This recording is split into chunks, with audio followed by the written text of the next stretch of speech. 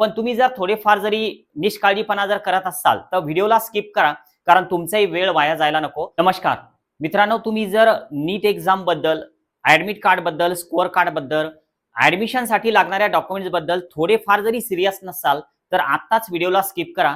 कारण मुळात आपलं जिजाऊ अकॅडमी हे जे चॅनल आहे तर विद्यार्थ्यांना अपडेट ठेवण्यासाठी सगळा प्रयत्न माझा सुरू असतो नेहमी. आपले जवळपास 1200च्या वरती पब्लिक व्हिडिओज आहेत की जे बघितल्यानंतर तुम्हाला कोणतीही अडचण येणार नाही. पण तुम्ही जर थोडेफार जरी निष्काळजीपणा जर करत असाल तर व्हिडिओला स्किप करा, कारण तुमचाही वेळ वाया जायला नको. आजच्या व्हिडिओमध्ये आपण नीट ऍडमिट कार्ड की जे आपल्याला नंतर डाउनलोड करायचे तर त्यामध्ये येणाऱ्या अडचणींची चर्चा करतोय की जेणेकरून आपल्याला सध्या जर त्या अडचणी माहिती झाल्या तर नक्कीच याचा फायदा आपल्याला ऍडमिट कार्ड डाउनलोड करताना होऊ शकतो. बघा, आता जर समजा आपण स्क्रीनवर बघितलं तर मी सगळं काय करतोय की मागच्या वर्षीचं प्रत्येक व्हिडिओमध्ये मी तुम्हाला एक्झाम्पल देतोय की आपण मागच्या वर्षीचे सगळे जे अनुभव आहे तर ते एकत्रित करूया, एकमेकांसोबत शेअर करूया, जेणेकरून कोणालाही काही अडचण जर आली, कमेंट बॉक्समध्ये कोणाला काही अडचण आली तर नक्कीच ती अडचण जी येते तो दुसरा रीड करतो आणि त्या पद्धतीची अडचण दुसऱ्याला येत नाही. तर त्यामुळे मी वारंवार सांगतोय की कमेंट बॉक्समध्ये तुमचे प्रश्न सेंड करा.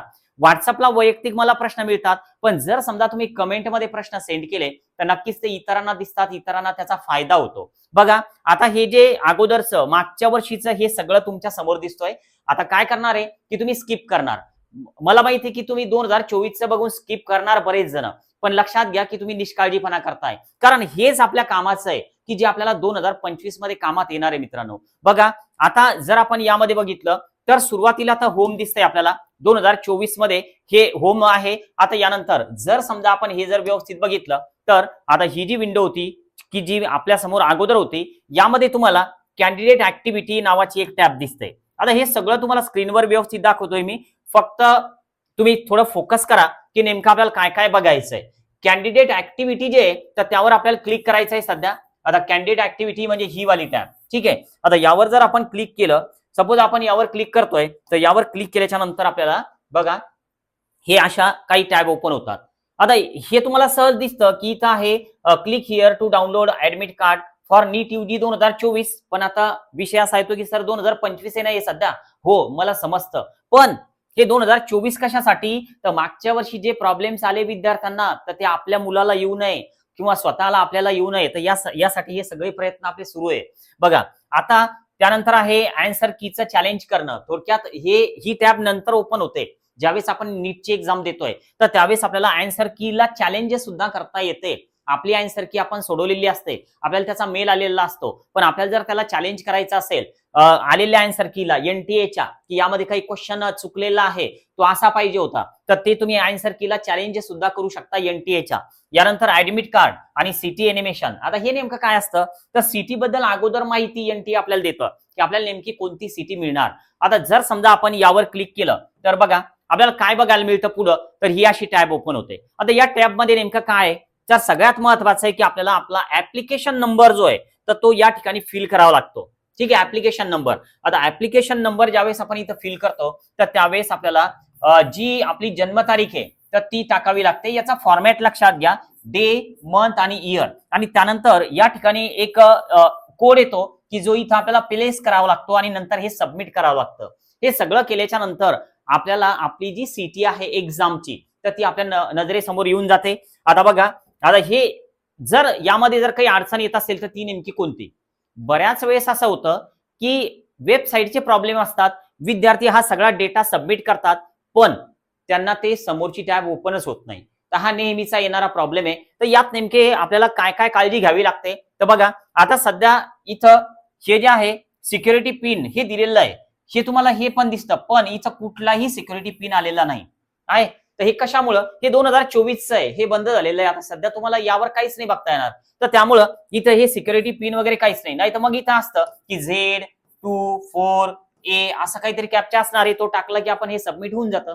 तर आता हे नाहीये सध्या, कारण हे 2024चं आहे. आता हेच जर समजा आपण अजून ती अगोदरची आपली जी पूर्वीची टॅब आहे तर यामध्ये जर बघायला गेलो तर महत्वाचं आहे की आपल्याला ऍडमिट कार्ड मिळाला पाहिजे, कारण याशिवाय तर आपण एक्झामला जाऊ पण शकत नाही. मग आता जर समजा आपण ऍडमिट कार्डवर क्लिक केलं तर इथं आपल्याला आतापासून कोणकोणत्या गोष्टींवर फोकस करायचंय.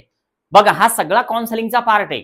हे सगळे आम्ही वैयक्तिक सुद्धा सर्वांना गाईड करतो. पण आता वैयक्तिक जर समजा आम्हाला जॉईन करायचं असेल तर तुम्ही जॉईन होऊ शकता. दिलेल्या नंबरवर कॉल करा, वैयक्तिक जॉईन करू शकता. तुम्हाला पर्सनली सगळं काउन्सिलिंग केलं जातं.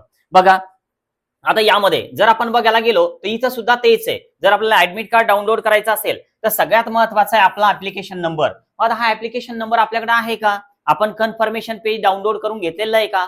कारण मागच्या वर्षी आपल्याच जिजाऊ अकॅडमीच्या बऱ्याच व्हिडिओला काही विद्यार्थ्यांनी कमेंट केलेली होती की सर ऍप्लिकेशन नंबर जो आहे तर तो मेल पण आमचा मोबाईल हरवल्यामुळे गेला आणि मेसेज सुद्धा नाहीये आणि आम्ही कन्फर्मेशन पेज सुद्धा नव्हतं घेतलेलं डाउनलोड करून. मग आता नेमकं काय करायचं? खूप साऱ्या अडचणी येतात पुढं. तर त्यामुळं आपला मेल आपल्या मोबाईलमध्ये सुरक्षित ठेवावा आपली ऍडमिशन होईपर्यंत. त्यानंतर आपण जो पण मोबाईल नंबर यूज करतोय रजिस्ट्रेशनसाठी तर तो आपली ऍडमिशन होईपर्यंत आपल्या कामात येणार आहे. तर त्यामुळे त्याला कधी बंद नाही पडू द्यायचं. ओके, आता यामध्ये पण तेच दिलेलं आहे की आपल्याला जन्मतारीख टाकायची, मंथ टाकायचा, इयर टाकायचं, नंतर हे सबमिट करायचं. पण परत इकडे काय आलं बघा, इथं कोणताही सिक्युरिटी पिन आलेला नाही. त्याचं रिझन मी तुम्हाला अगोदर पण सांगितलं. बघा आता जर समजा आपण याला अजून जर बघायला गेलो म्हणजे थोडक्यात आपण अगोदरची आपली टॅब घेतली तर यामध्ये इथं काय दिलेलं आहे तर हे आन्सर कीला चॅलेंज करणं वगैरे हा वेगळा प्रकार झाला.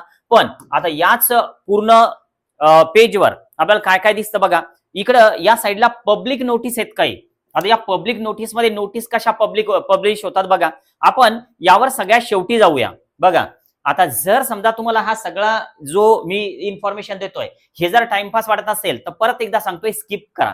ओके, आता बघा ही जी पब्लिक नोटीस आहे तर ही कशा संबंधीची आहे तर ही आहे ऍप्लिकेशन फॉर्म संबंधीची पहिली पब्लिक नोटीस की जी एनटीए ला पब्लिश झाली होती 2024 मध्ये. आता यानंतर काय झालं की ती विंडो एक्सटेंड झाली म्हणजे परत रजिस्ट्रेशनला चान्स मिळाले विद्यार्थ्यांना. यानंतर करेक्शन झाले. आता आपण यावर्षी या टॅब पर्यंत येऊन पोहोचलेलो आहे. आपले करेक्शन झालेलं आहे सध्या या टॅब पर्यंत आपण आलेलो आहे. आता यानंतर पुढचे ज्या नोटीस आहे तर त्या नेमक्या आपल्याला कोणकोणत्या मिळतील एनटीए कडनं तर ही आपण या ठिकाणी बघणार आहोत. बघा आता जर समजा आपण याला परत असं स्क्रोल करत घेतलं तर परत एकदा रिओपन झालेली होती विंडो. कारण काय की बऱ्याच विद्यार्थ्यांचे फॉर्म भरायचे राहिलेले होते, त्यांनी एनटीए ला मेल केलेले होते. तर त्यामुळे एनटीएनं काय केलं की रिओपन केलं ते शेड्यूल सगळं. यावर्षी तसं होण्याचे चान्सेस खूप कमी वाटतायत सध्या. पण आता ज्यांनी पण समजा परत फॉर्म भरले त्यांच्यासाठी एनटीएनं परत करेक्शन विंडो ओपन करून दिली. आणि हे सगळं होत असताना अगदी आपण जर का याला स्क्रोल करत घेतलं तर या न्यूच्या टॅब फ्लॅश होताना दिसत आहेत. आणि इकडे वरती जर तुम्हाला बघायला गेलात तुम्ही तर हे जे स्क्रोलिंग मध्ये दिसतंय तुम्हाला तर हे रिवाइज्ड स्कोअर कार्ड होतं. कारण काय तर मागच्या वर्षी सुरुवातीला रिझल्ट लागले, त्यानंतर बऱ्याच विद्यार्थ्यांनी त्यावर ऑब्जेक्शन घेतले, नंतर स्कोअर कार्ड रिवाइज झाले, ऑल इंडिया रँक चेंज झाले त्यामध्ये. तर त्यामुळे हे जे तुम्हाला आता रेड कलर मध्ये स्क्रोल होताना दिसतंय सध्या बघा हे तर हे रिवाइज्ड स्कोअर कार्डचं होतं. म्हणजे हे जे पण चालती प्रक्रिया ही सगळी ऑनलाईन चालते. आणि यामध्ये बऱ्याच वेळेस तुम्हाला मधल्यामध्ये काही एजंट लोक कॉल करू शकतात की आम्ही तुमचं काम करून देतो, तुम्हाला एमबीबीएस ला ऍडमिशन मिळवून देतो, एवढे एवढे पैसे लागतील, त्यातलं एवढं तुम्हाला जमा करावं लागेल. बघा फसवेगिरी खूप असते. विश्वास लवकर कोणावर ठेवू नका. आणि ऍडमिशन करून देतो असं जर कोणी म्हणत असेल तर नक्की त्याला सगळ्या बाजूने एकदा टॅली करा. कारण तुमचं सुद्धा काम आहे, आपली फसवणूक व्हायला नको, आपल्या विद्यार्थ्याचं लाईफचा प्रश्न आहे तर ते वाया जायला नको. नवीन असाल सबस्क्राईब करायला विसरू नका. आज आपण या ठिकाणी थांबूया. Okay, bye.